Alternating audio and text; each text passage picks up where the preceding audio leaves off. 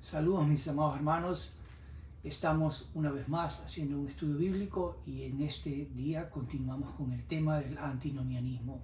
El antinomianismo, como dijo sabiamente R.C. Sproul cuando estaba con vida aquí con nosotros, sabemos que está con vida con el Señor hoy día, pero dijo él que este era un sistema que estaba de moda y que era un sistema que era una gran amenaza, la considero tal vez la más grande amenaza que tiene el cristianismo actual. Y pues este niega que hay algún propósito para la ley. Es decir, que sencillamente pues es como que el creyente ha sido librado de la maldición de la ley y pues la ley en sí mismo es maldición, por tanto ahora el creyente está libre en Cristo. Por eso se habla tanto acerca de libertad, se cantan canciones de libertad, etc. Hasta una conferencia asistí que se llamaba Libérate, en justamente una conferencia a la que asistí en el 2012, donde Tullian Tchividjian habló acerca de la gracia que libera. Él era parte del board de Knox Theological Seminary. Pues aquí tenemos que su conferencia se llama Libérate, y era la gracia sin mesura. Él hablaba de una gracia escandalosa, y pues creemos que esa misma posición, que consideramos que era antinomista, pues sencillamente lo llevó a esconder todos los pecados que lo sacaron del ministerio. Perdió el pastorado de Coral Ridge Presbyterian Church por ese motivo. Pero ¿qué dice el antinomianismo? Pues sabemos que aún en los días de Martín Lutero, uno de sus estudiantes tomó esta posición y él negó que la ley tuviera algún propósito en la vida del creyente. Él negó también que la ley sirviera para preparar al pecador para la gracia. Así es. Aunque él se retractó, sabemos pues que el debate continuó. Lo que queremos decir es que existe un uso para la ley, un propósito para la ley. Hemos venido hablando acerca de eso en el estudio anterior, pero hoy día queremos traer a la palestra a un teólogo particular, muy respetado en el campo reformado. Se trata del Dr. Louis Berkhof. Fue maestro, profesor del Calvin Theological Seminary, fue hasta su presidente. Pero él dice que la ley tiene un triple uso, y es importante lo que él dice aquí. Él dice que había un triple oficio de la ley, y en primer lugar él consideró el usus politicus o civilus. Eso en el latín, pues, o viene del latín, que significa el uso político o civil, y habló de que la ley sirve para restringir el pecado y para promover la justicia dentro de la sociedad. Esto lo consideró un beneficio de la gracia común para los seres humanos.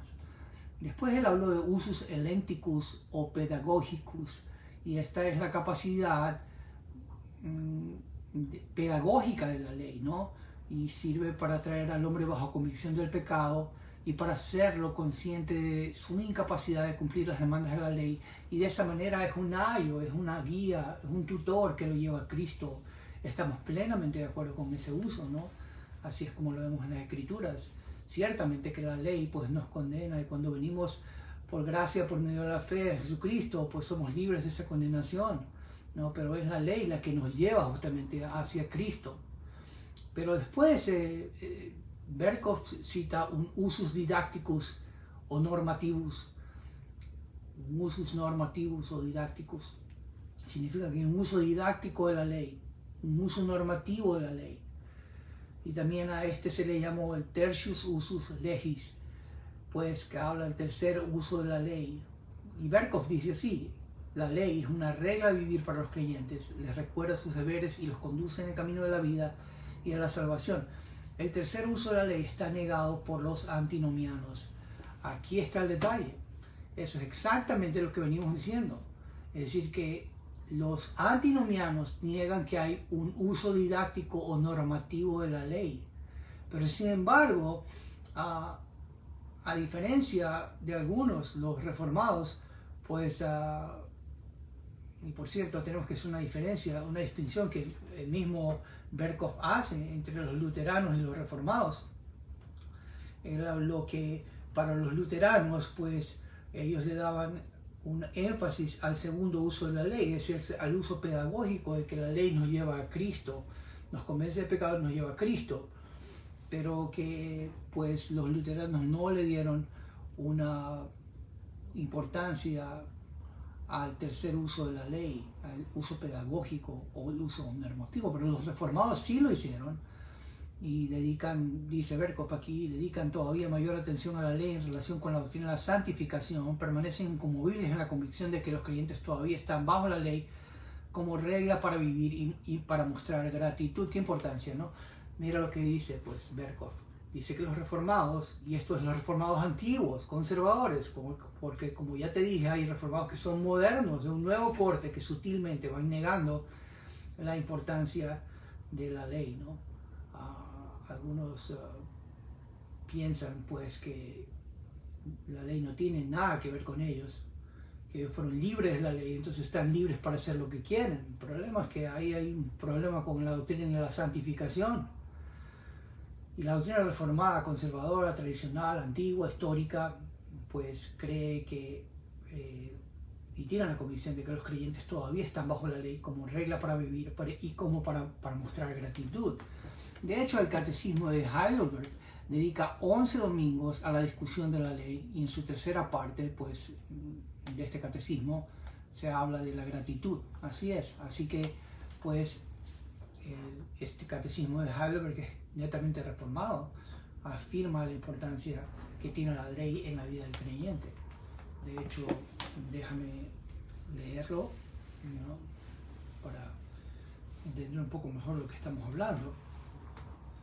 Pero mira lo que dice el Catecismo de Heidelberg en su pregunta número 92, y aquí está hablando acerca de las buenas obras.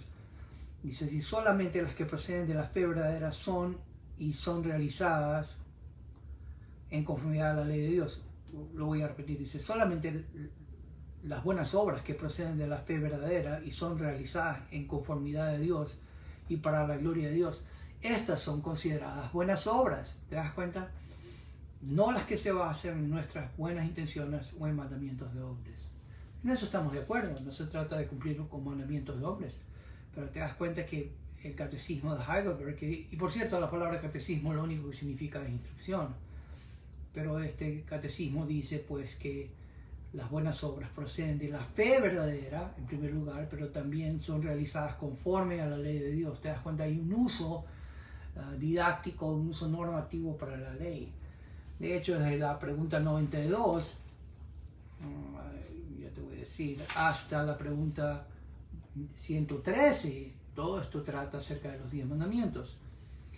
Y hay una aclaración que hace el Catecismo de Heidelberg aquí en la pregunta 114, dice, pero los que se han convertido a Dios pueden guardar perfectamente estos mandamientos, y contesta así el Catecismo, no, incluso los hombres más santos mientras están en esta vida apenas tienen un pequeño principio de desobediencia. Sin embargo, aún así comienzan a vivir con determinación sincera conforme a todos los mandamientos de Dios, y no solo algunos de ellos, no solo algunos de ellos. ¿Te das cuenta? O sea que, claro que cuando alguien se convierte, no puede guardar perfectamente los mandamientos de Dios, pero no por esto los vamos a tirar, ¿no?, como hace el antinomiano. No, sino pues que sencillamente, pues, a pesar de que tengamos un pequeño principio de esta obediencia, como dice el catecismo, comenzamos a vivir con determinación sincera conforme a los mandamientos de Dios, y no solamente a algunos de ellos, es decir, a los 10 mandamientos en total. Y después dice algo más, dice, si nadie puede guardar los 10 mandamientos en esta vida, ¿por qué quiere Dios que sean predicados tan estrictamente? Eso está en la pregunta 115. En primer lugar, para que durante toda nuestra vida conozcamos cada vez mejor nuestra naturaleza pecaminosa y así busquemos más sinceramente la remisión de pecados y la justicia en Cristo. Y en segundo lugar, para que nos esforcemos constantemente y pidamos a Dios en oración la gracia del Espíritu Santo para que seamos renovados más y más en conformidad de la imagen de Dios hasta que en la vida venidera lleguemos a la perfección que nos es propuesta. ¿Te das cuenta? Así que el mismo catecismo de Heidelberg dice que la ley de Dios pues tiene un lugar, ¿no?, los mandamientos de Dios pues nos requiere pues que busquemos más sinceramente la remisión de pecados, la justicia en Cristo, y que le pidamos a Dios la gracia del Espíritu Santo para ser renovados y ser conformados a la imagen de Dios hasta que lleguemos a la vida venidera. Es interesante, pero aún la misma confesión bautista de 1689, pues también menciona lo mismo, y voy a leer sencillamente ahora uno de sus artículos, ¿no? Pues en el capítulo 19, que habla de la ley de Dios, se nos dice así: la ley moral nos obliga a todos a obedecerla para siempre, tanto a las personas justificadas como a los demás, y no solamente en virtud del contenido de la misma, sino también en virtud de la autoridad de Dios el Creador que la dio. En ninguna manera Cristo disolvió esta obligación en el Evangelio, antes bien la fortalece. ¿Ves? El antinomiano piensa de que Cristo por medio del Evangelio ha disuelto esta obligación con la ley moral, ¿no? Pero aquí está diciendo aún esta declaración. Y por cierto, esto se replica justamente en la confesión de Westminster,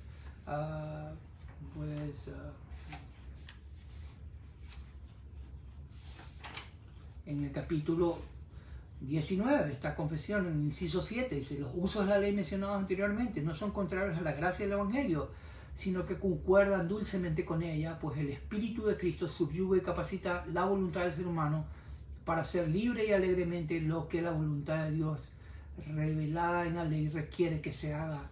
¿Te das cuenta? O sea que no hay un conflicto entre el Evangelio y la ley de Dios. Realmente solamente una persona que convierte la gracia en libertinaje puede pensar de que ya no hay ley y no hay mandamientos. Eso es completamente absurdo, ¿no? Llegar a esa posición. Como te dije, más de 600 mandamientos, tal vez 1000, algunos han visto como 1000 y pico de mandamientos en el Nuevo Testamento. No haría ningún sentido si no hay que seguir estos mandamientos, que por cierto están basados en la ley moral, justamente. Por eso es que no podemos descartar la ley y ser antinomianistas, estar en contra de la ley, como algunos están, ¿no? Por ahí escuché a alguien que hablaba de que hemos recibido una fe de parte de Dios y que por tanto ya no necesitamos hacer nada más. Ese pensamiento es precisamente antinomianista. Y pues Calvino dijo: ciertamente que hemos recibido una fe, pero la fe que hemos recibido ciertamente es una fe sola, pero no viene sola. Es decir, que siempre viene acompañada de buenas obras. Así es. Y buenas obras que dependen de la ley moral de Dios. Por tanto, el creyente debe regocijarse en la palabra de Dios, debe poder decir como el salmista dijo: cuánto amo yo tu ley, ¿no? Todo el día es ella mi meditación. Y también decir como Cristo dijo: santifícalos en tu verdad, tu palabra es verdad. Por cierto, en el Antiguo Testamento esa santificación o esa verdad era justamente la ley de Dios. Así que no descartamos la ley moral de Dios, por el contrario, la amamos y pues nos abrazamos en la gracia de Cristo, ¿no? Y en Cristo pues ciertamente estamos unidos a Él en su muerte y su resurrección, pero caminamos en una novedad de vida, caminamos en estas buenas obras. Que lo hacemos de una manera perfecta, eso es imposible, pero siempre estamos agarrados de la mano de Cristo, de la confesión de pecados, de la sangre de Cristo, para comenzar de nuevo y tratar de entender lo que dice su palabra y agradarle cada vez más, ¿no? Pues te animo a que sigas caminando de esa manera, en la gracia de Cristo, justificados por la fe, pero pues haciendo las obras que corresponden a esa fe. Sin más que decirte, que el Señor te bendiga, y continuaremos pues con nuestra exposición de Segunda de Pedro, que justamente trata acerca del tema del antinomianismo, este día domingo a las 10:15 de la mañana. Esperamos verte ahí. Que el Señor te bendiga, que tengas unos días de bendición, en el nombre del Señor. Bendiciones.